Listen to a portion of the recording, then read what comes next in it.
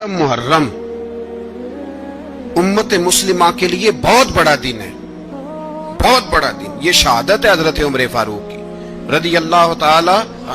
हजरत उमर मामूली शख्स नहीं, मामूली आदमी नहीं। कुछ लोग सदियों के बाद पैदा होते हैं और कुछ लोग ऐसे होते हैं जो एक ही बार पैदा होते हैं, उन जैसा दूसरा पैदा होता ही नहीं, दूसरा उन तरह का पैदा होता ही। हजरत उमर रदी अल्लाह ताला अन्हो जैसी शख्सियात पैदा ही नहीं होती दोबारा। सारे सहाबा दर रिसालत माब पे खुद आए। ये वो अजीम शख्स है जिसे अल्लाह के महबूब ने अल्लाह से मांग के लिया, कहा अल्लाह ये मुझे दे दे, अल्लाह से मांग के लिया। यहाँ छोटी छोटी बातों पे गवर्नमेंट छुट्टी करती फिरती है, छोटी छोटी बातों। इलेक्शन हो गया तो छुट्टी, फलां जगह पे थोड़ा सा किसी ने खबर दे दी कि कोई परेशानी है तो छुट्टी, फलां जगह ये हो गया तो छुट्टी। यहां तक के फलां वजीर साहब फलां इलाके में आएंगे तो सारे इलाके को छुट्टी। और अब तो इससे बड़ा हाल होने लगा है, अगर जिन लोगों की सिंध में हुकूमत है उनके लीडर का दिन आया तो उस दिन छुट्टी, और जिनकी पंजाब में हुकूमत है उनका दिन आया तो छुट्टी। हमारा मुतालबा है हुकूमत पाकिस्तान से, अगर सर उठा के जीना चाहते हो तो यकम मुहर्रम को छुट्टी किया करो। अगर सर उठा के जीना चाहते हो तो यकम मुहर्रम को छुट्टी करो जनाब उमर के दिन। और मिल्लत के जवानों को बताओ कि अगर इज्जत की जिंदगी जीना चाहते हो तो उस तरह जियो जिस तरह फारूक आजम जी के गए। इज्जत और वकार की जिंदगी, जमहूरियत हजरत उमर से सीखनी पड़ेगी।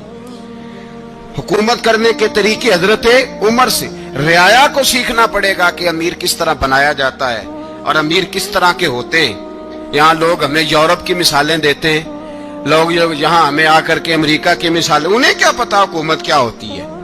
वो कहते हैं जी वो साइकिल पे जाता है उनका हुक्मरान। मैंने कहा वो साइकिल पे जाता है?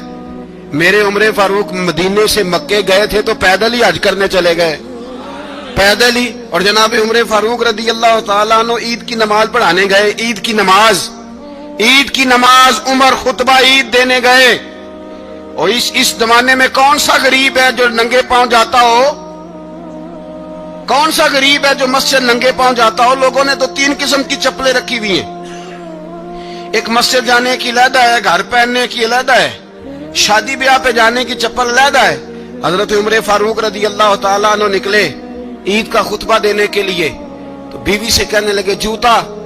उसने कहा साहब इतनी दफा टूटा है अब गांठा नहीं जा सकता, इतनी दफा टूटा है कि अब दोबारा पेमंद नहीं लग सकते। तो हजरत उमर कहने लगे चल कोई अर्ज नहीं है, बगैर जूते के नंगे पैर ही चलते हैं, कोई अर्ज नहीं। तो कहने लगे लोग क्या कहेंगे? फरमाया चुप कर। लोग, जिस दिन उमर ने ये देख लिया ना लोग उसके बारे में क्या कहते हैं, उस दिन उमर उमर नहीं रहेगा। तो कहा फिर आपका नजरिया क्या है? फरमाया मेरा नजरिया ये है कि रब रसूल मेरे बारे में क्या कहते हैं। लोगों का क्या है? लोग कल किसी के बारे में कुछ कहते हैं और परसों कुछ कहते हैं। मेरा नजरिया ये है कि रब रसूल मेरे बारे में नंगे पैर उमर जा रहे हैं। कौन जी? मैं बड़ा माड़ा। अच्छा जनाब क्या क्या गुर्बत है? 10 किस्म के जोड़े लटके हुए हैं कमरे में और पहनने की फुर्सत नहीं। सवेरे क्या पहनना है, शाम क्या पहनना है, 15-15 सूट इकट्ठे इस्त्री होके लॉन्ड्री वाला भेज रहा है। और तू गरीब है, तू बहुत बड़ा गरीब है। इसलिए कि गुर्बत पैसों की वजह से नहीं होती, गुर्बत तो दिल की होती है। तू वाकई बड़ा गरीब है और तू गरीब ही रहेगा। अमीर तो उमर फारूक थे, उमर फारूक थे जो नंगे पांव चले गए ईद की नमाज पढ़ाने। तो रस्ते में जो मिला कहने लगा उमर जूता तो पहन लो। फरमाया तुम्हें उमर का जूता ना पहनने का नक्श तो नजर आया है, कोई अर्ज नहीं। अगर उमर को कभी बताना हुआ तो वो वाला नुक्स बताना जो उमर की सीरत में पैदा हो, किरदार में पैदा हो, वो वाला नुक्स बताना। ये छोड़ो जूते आते जाते रहते, नंगे पांव गए, पांव धोए, नमाज पढ़ाई, लौट आए। ओ भाई यहाँ तो हमारा बनाव श्रृंगार उतरना, जितनी तवज्जो कपड़ों की तरफ है इतनी तवज्जो कभी हमारी इल्म की तरफ होती ना, जितना ज़ौक शौक हमारा बनाव श्रृंगार की जानिब है, इतना बनाव श्रृंगार कभी हमारा इखलाकियात की जानिब होता तो मामलात बड़ी हद तक संवरे हुए होते। हजरत सैयदना फारूक आजम رضی اللہ تعالی اپنی زندگی کو ترتیب دیا. ایک دن بھی خلافت نہیں مانگی اللہ سے. حضرت عوف بن مالک اشجعی ایک صحابی ہیں. حضرت عوف بن مالک رضی اللہ تعالیٰ عنہ فرماتے ہیں کہ جناب ابو بکر صدیق کا زمانہ تھا تو میں نے خواب دیکھا. میں نے خواب میں جناب عمر کو دیکھا اور میں نے دیکھا کہ کوئی کہنے والا کہہ رہا ہے کہ عمر وہ ہے کہ اللہ کے رستے میں کوئی اسے جتنا مرضی برا بھلا کہے یہ پرواہ نہیں کرتا. کس کے رستے میں؟ بولے سارے. اس کا مطلب ہے اللہ کے رستے میں لوگ برا بھلا بھی. قرآن مجید نے کہا وَلَا يَخَافُونَ لَوْمَةَ لَائِمٍ. کچھ لوگ ایسے ہیں جو برا بھلا کہنے والوں کی پرواہ نہیں کرتے. آپ یقین کریں اگر پرواہ شروع ہو جائے نا تو دین کا کام ختم ہو جائے. نہ کوئی تقریر کرے، نہ کوئی تدریس کرے، نہ کوئی پیری مریدی کرے، ختم ہو جائے اگر باتوں کی پرواہ ہو. لیکن وہ پرواہ.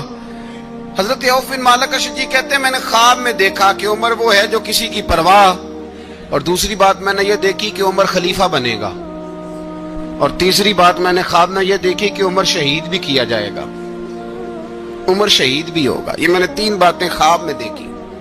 فرماتے ہیں میں نے آ کے خواب حضرت ابو بکر صدیق کو سنائی. وہ خلیفہ تھے.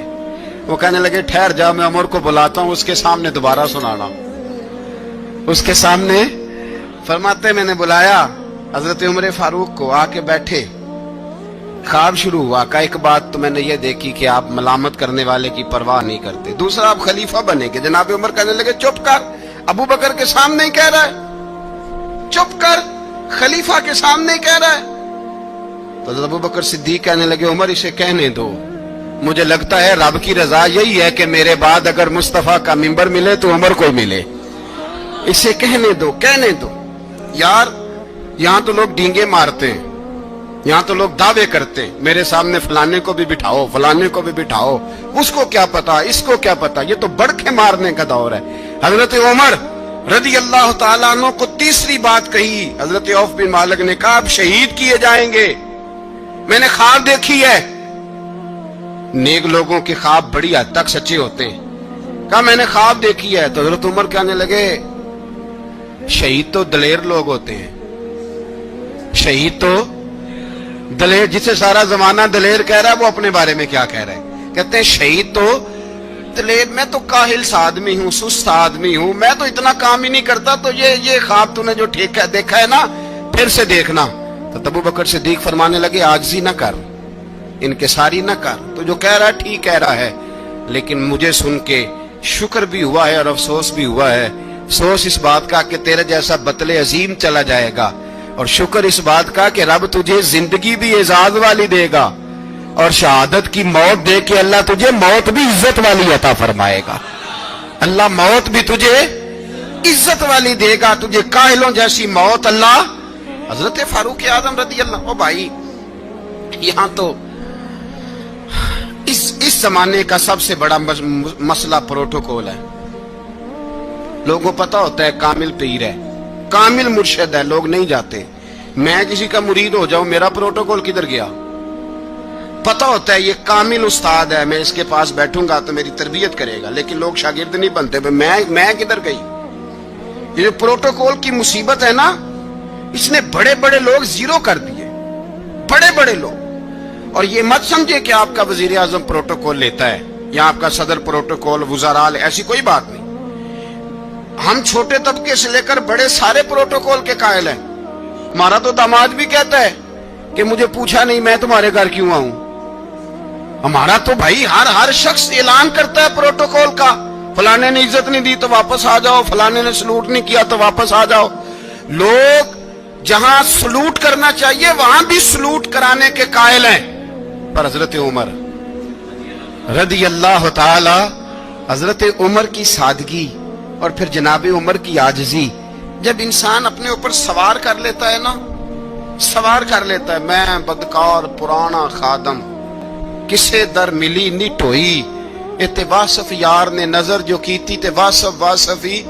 میں اکثر سوچتا ہوں حضور نے جہاں بھی کہا نا، فرمایا میرے بعد نبی ہوتے تو خطاب کے بیٹے عمر ہوتے. حضور نے فرمایا عمر جس رستے سے جاتا ہے شیطان وہ رستہ بدل جاتا ہے. نبی پاک صلی اللہ علیہ وسلم نے فرمایا میرا عمر وہ ہے کہ اس کی زبان پر حق جاری ہے. حضور علیہ الصلوۃ والسلام نے فرمایا 950 سال حضرت جبریل میرے عمر کی شان بیان کریں تو ان کی عظمت ختم نہیں ہوتی. 950 سال جبریل عظمت بیان کرے تو ختم نہیں ہوتی. یہ بات ہے حضرت عمر کی. اور فرمایا عمر ابو بکر کی نیکیوں میں سے ایک نیکی ہے. یہ شان ہے اب عمر فاروق رضی اللہ تعالیٰ عنہ کی. حضور نے فرمایا میرے بعد نبی ہوتے تو عمر ہوتے. جس گلی سے عمر آئے شیطان رستہ بدل جائے.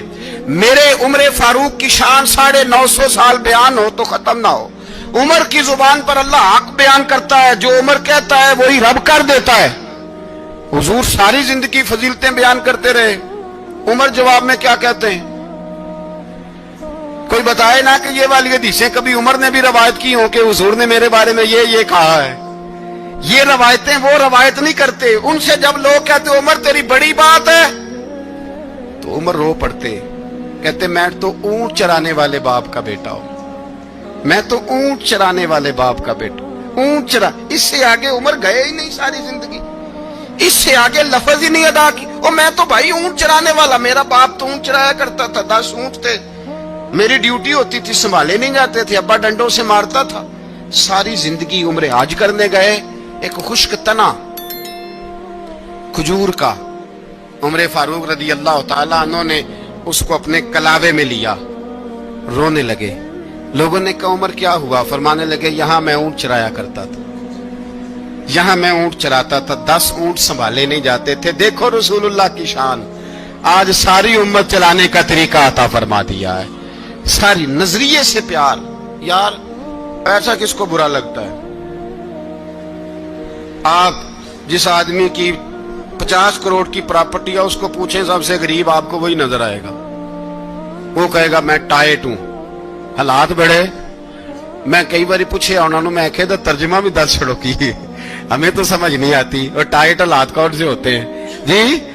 جس آدمی کا کروڑوں میں کاروبار ہے نا اس کو آپ چھیڑے وہ رونے لگ جائے گا.